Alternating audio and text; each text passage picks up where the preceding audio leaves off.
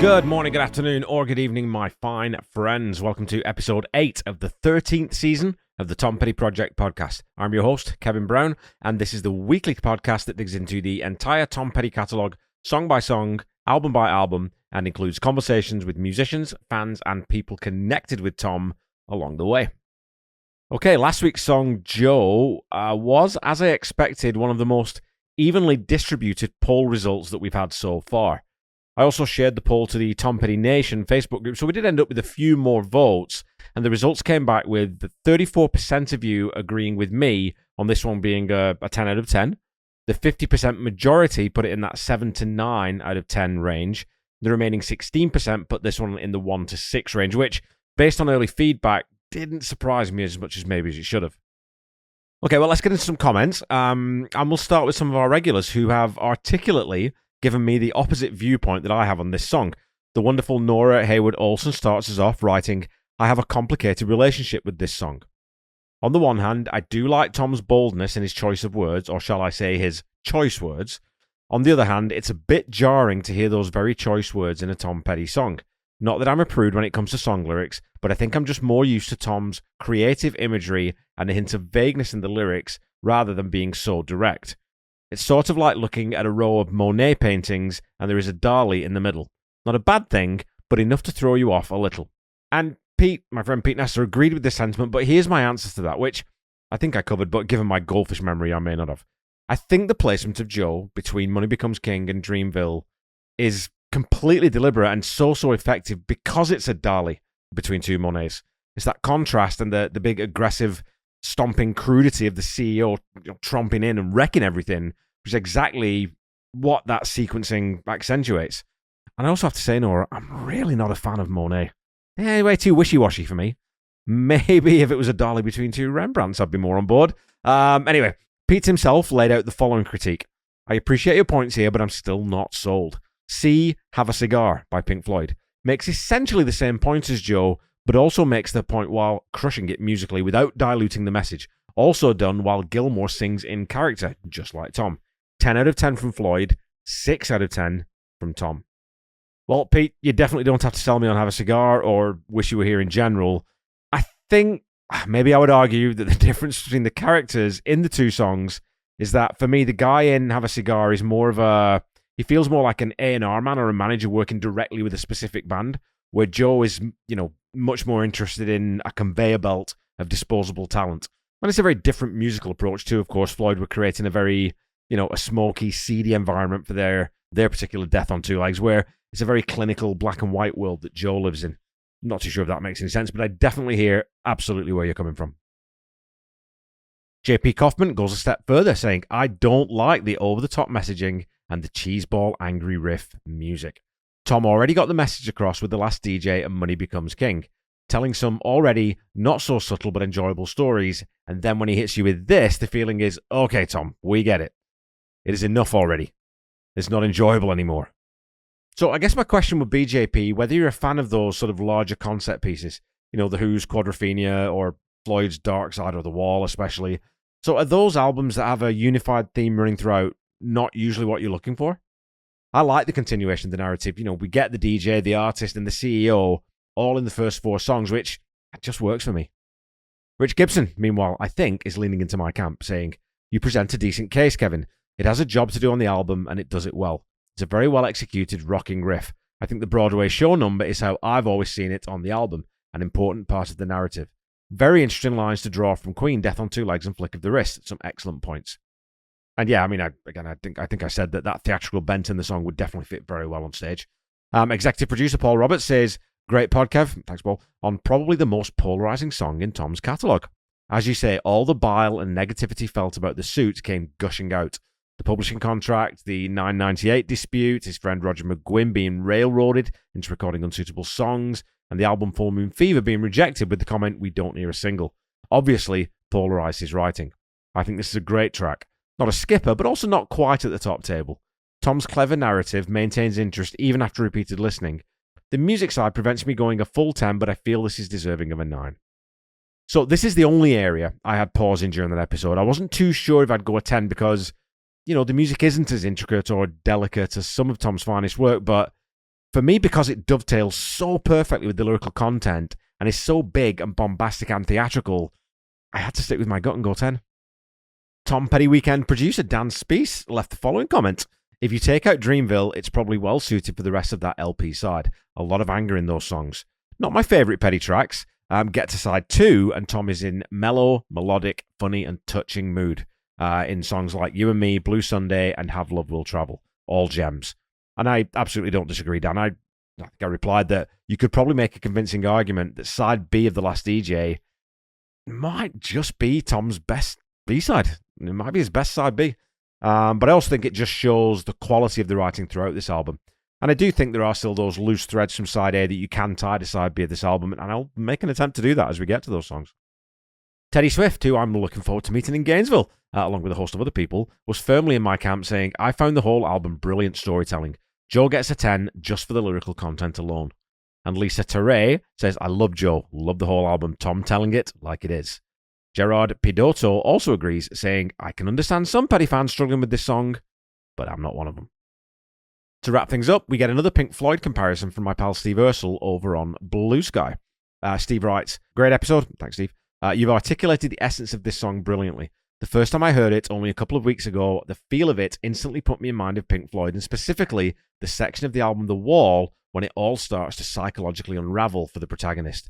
The defiantly non-melodic and aggressive vibe, the menacing sleazy atmosphere, and that unsettling feeling of wrongness. It's not a comfortable listen, but it is real. And, just like The Wall, it's a soundtrack to a vivid and powerful story.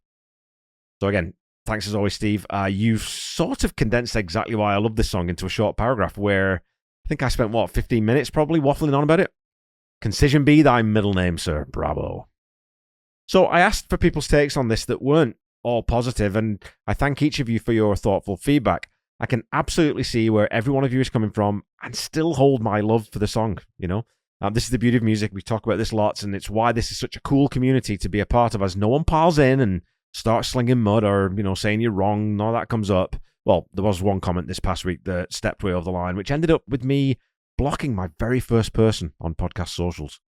Anyway, enough of that. One last thing to comment on, though, is something that the wonderful Mark Lindsay from Sight and Sound had posted, which was a photo of a Last DJ CD and bonus CD-ROM disc, which reportedly features footage of the recording of the album. So I'd responded that for some reason, that one slipped completely under my radar, but Mark, I did find a brand new sealed copy on eBay for a very, very reasonable price, so that is now winging its way to me as we speak. Thanks as always to all of you for commenting. As always, I enjoy reading out your comments on the show and hearing these alternate opinions about Joe. Right, we're done with Tom railing against the world so far on this record.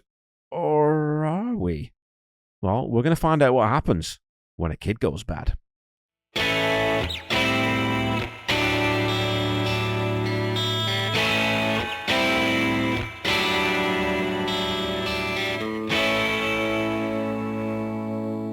Mike Campbell lights the blue touch paper on this one, sliding in with a low-down pulsing bass groove, which Steve Ferroni immediately picks up on the drums. The guitar fill follows and is a sparse, angular blues lick. Underneath this, almost hidden in plain sight, is Ben Montench's power fifths on the electric piano. If you bought The Last DJ when it came out and you were sat looking at the track listing, when this song kicked in, I can't help but think you'd go, oh yeah, this is pretty much exactly what I would expect from this title. When the first verse comes in, the guitar switches to a slightly more trebly tone, adding in stabs of colour and movement on the fourth beat of the first four bars, and then moving back to more of a modulated riff in the second half of the pre-chorus. Already this one is being layered up to be way more intricate than it sounds superficially. We then move straight into the pre-chorus where the chords open up fully and the brass section of the orchestra joins to really give this section punch and power. Some mama's crying, some daddy's sad when a kid goes bad. Where the verses take a first-person perspective of a troubled youth, the pre-chorus switches that focus to the parents of the victim and or the perpetrator and looks at the people at the edges of the chaos and tragedy who are also damaged by it. The horns play the lead line in this section before dropping out for the line when a kid goes bad, pushing the dynamic back into the dark and brooding after those big brassy swells. We then get a super simple but thunderous floor tom snare kick, 3-note fill as Steve Ferroni boots us into the darkness of the chorus. This menacing descending progression is played on the low notes of the guitar, matched by the bass, and with some sort of distorted scratch effect added in somewhere into the mix. And it could be one of the times on this show where I can't actually tell you exactly what's going on. But I went and watched the live performance from Live at the Olympic. I think actually it's Ron Blair. Well, when he's playing it live, obviously on this song it's Mike Campbell. But I think that distortion's been added to the bass to give it that sort of scratchy unevenness. The other major feature of this B section is the heavy reverb and delay that's added to Tom's vocal to give it that sinister quality. The chorus section ends with 2 extra bars on the E major, and as we're in the key of A minor, this is a nice little bait and switch back into that major key before we move back to the root. That heavily distorted bassy guitar lick anchors this turnaround as a higher register arpeggiated lick chimes like a school bell in the background. The song then moves into the second verse. You built for innocence, you built for joy. Suddenly evil's all that you enjoy. But if you shoot at everyone you see, well, can't be my friend, because you might shoot at me. So first of all, I really like the use of you built instead of your built, with the hard end of you instead of the soft trail off of your. Tom's able to really punch home each of those syllables in that first half of that line and let the word joy hang optimistically in the air before bursting its bubble with the second line. These are creative choices that are easy to overlook, but I'd be willing to bet that Tom wrote the lyric as you're built, but switched it once he started singing because he knew that the phrasing would have more impact in the latter case. There's a wonderful little guitar lick after the line when a kid goes bad in the next pass of the pre-chorus, and after this section leads us back into an unchanged chorus, we turn around into the solo at 2 minutes 43 seconds. And when you think that there are 3 songs on this album that clock in at not much longer than 2:43, you look back at this song so far and think, man, that went quick, because there's no part of this one that drags, at least for me. Now, how many times in this podcast have I extolled the virtues of Mr. Mike Campbell? Well, in this case, I think it might actually be the virtues of Mr. Scott Thurston that we need to sort of call out here. In the liner notes for The Last DJ, Scott's credited with playing lap steel, and try as I may, I can't think of anywhere else on the album this crops up. So when we get into the later songs, and I didn't go through and do a forensic listen, but when we listen through, maybe I'll catch it, and maybe I'll have to come back and say I was completely wrong on this, but there's also a fluidity to this part, including the use of what sound like double stops, I think it's just double tracking, that made me think this is not Mike Campbell. It doesn't scream Mike Campbell at me, and it makes me think that maybe it's Scott Thurston shredding on a plank set across his thighs. Now, again, I could be spectacularly wrong on that. It could just be an electric slide. I did ask my best friend, Mr. Randy Woods, who does all the music for this show, and he said he wasn't sure. He said it could just be a double-track electric slide. But I'm going to say, you know what? I think it might be Scotty. In any case, the way it's played, the way it's constructed, makes it an eerie, mournful wail of a solo that complements the track completely brilliantly.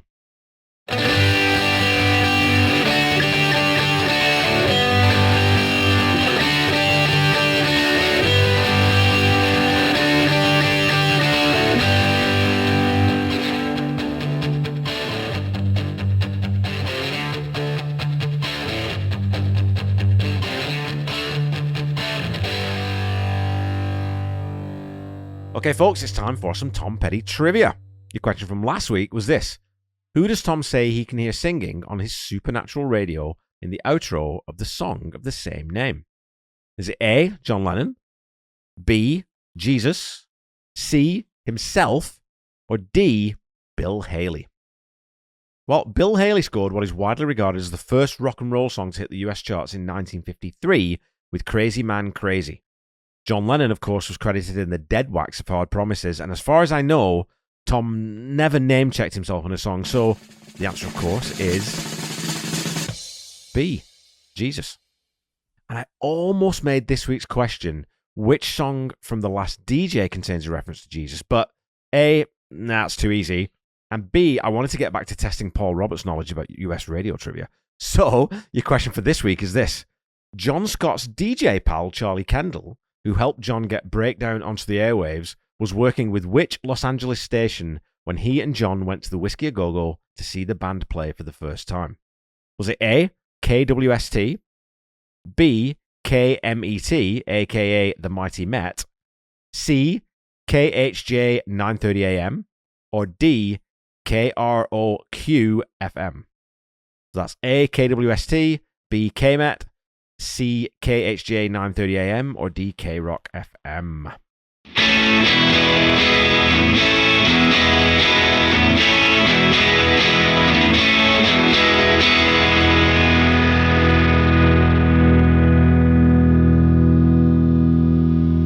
Okay, back to the song. Listen to the hat and snare work that Steve Ferroni is meticulously adding into this last verse. He's adding in it's like a shuffle groove on the hat with grace notes on the snare that gives this last A section a very different momentum. Yeah, it's super, super cool from Steve. This is one of those things that every time I listen to his drum parts, I think, yeah, I can probably play that. And then you just listen to exactly what he's playing and you think, oh yeah, that's way cooler than I thought.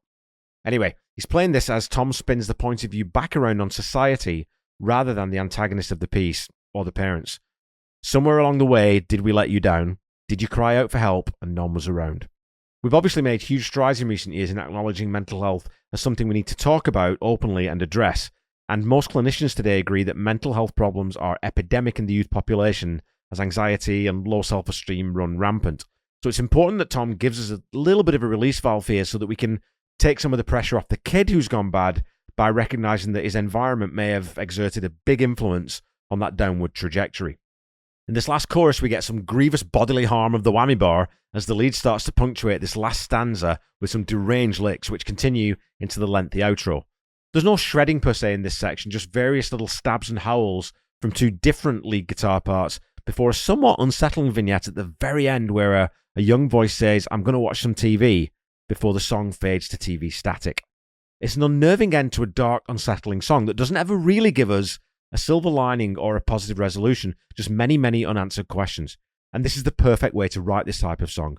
Too often when a kid does go bad, all that remains are unanswered questions. In 2013, the Heartbreakers played a 5-night mini-residency at the Beacon Theatre in New York City. Among the tracks from the archives that the band pulled out during that run was today's song, When a Kid Goes Bad.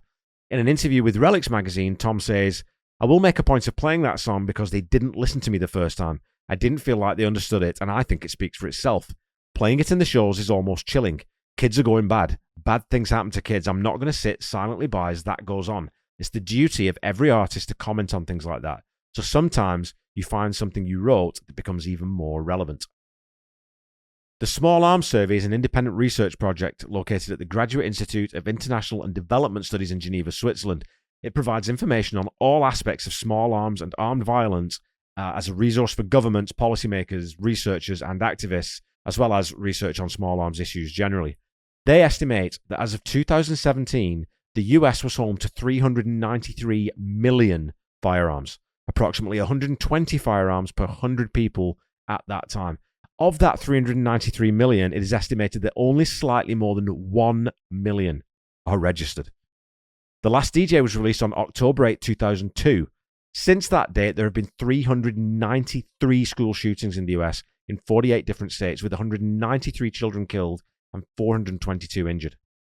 In that same Relix interview, Tom said, "You can kill a room full of kindergartners and that has no effect on anybody. That blows my mind. Don't we all have enough intelligence to work that one out? Education has been slashed to nothing, and if you have stupid people, they're easy to manipulate and bad shit happens. If I have a voice, I'm going to try to use it for the greater good. That's awfully noble sounding because I'm really just a guy in a band, but if we're thinking this deeply about it, I suppose it's true." According to the CDC 2023 data for grades 9 to 12, about 39.7% of students report persistent feelings of sadness or hopelessness. That's in the 12 months for 2023. About 28.5% reported that their mental health was not good, most of the time or always in the last 30 days from when they were asked, and about 20.4% seriously considered attempting suicide in the last 12 months.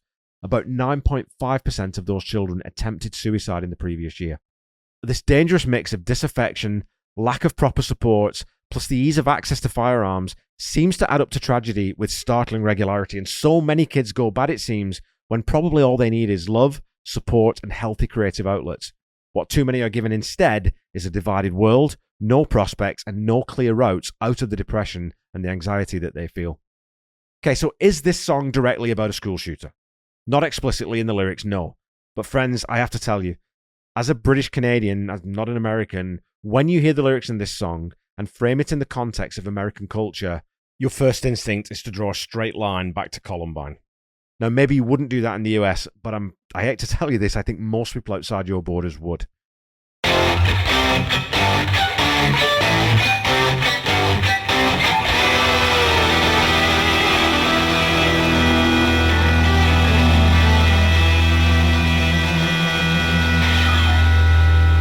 Okay, Pettyheads, that's it for this week. When a Kid Goes Bad gives us a small sort of vignette within The Last DJ Movie without tying its threads tightly to the main narrative, but I don't think it's too hard to corral it into place with, mainstream radio homogenizing our music and our culture and slotting us neatly into boxes, commercialism cheapening culture, and corporations commodifying youth. It's not difficult to see how disillusionment and despair could easily follow. When a Kid Goes Bad is musically interesting and rich with deftly sprinkled instrumental seasoning. Lyrically, it covers a lot of ground in 3 short verse-chorus pairs, offering us lots of different perspectives but no real answers, not didactic. It is a rock-solid 8 out of 10 for me.